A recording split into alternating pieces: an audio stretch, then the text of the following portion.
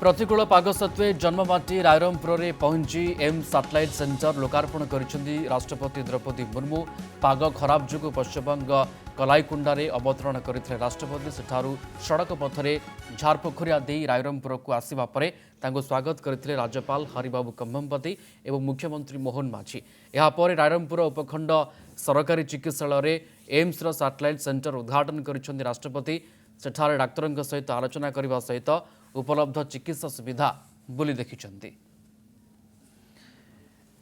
आज किसी एभली कार्यक्रम थिला जेतेबेले पहुंचीथिले रायरंपुर रे राष्ट्रपति द्रौपदी मुर्मू। सरकारी चिकित्सालय उद्घाटन कार्यक्रम थिला एवं उद्घाटन करने समय किसी एभली चित्र आम देखा पाई किभली भाव में उपस्थित डाक्तर मान सहित कथा होते रोगी मान सहित कथा होते। परवर्ती समय फोटो सेशन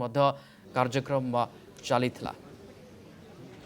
महामहिम राष्ट्रपति द्रौपदी मुर्मू जी निजर जन्मस्थली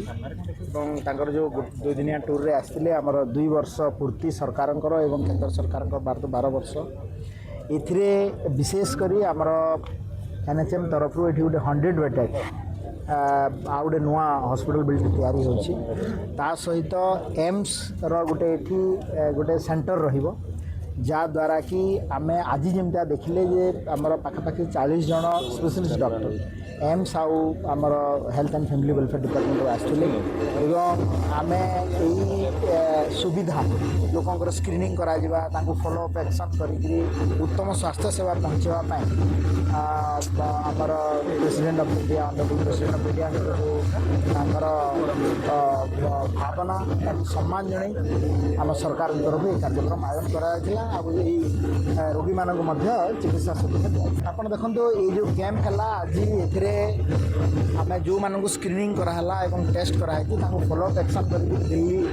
भुवनेश्वर एम्स रे ट्रिटमेंट करा आम एम्स डायरेक्टर सहित स्वास्थ्य विभाग तरफ कथबार्ता प्रति 2 मासरे थरे ये एम्स स्पेशलिस्ट एवं आमर health and family welfare department जो आम मेडिकल कॉलेज स्पेशलिस्ट आसिक स्पेशल कैंप करा।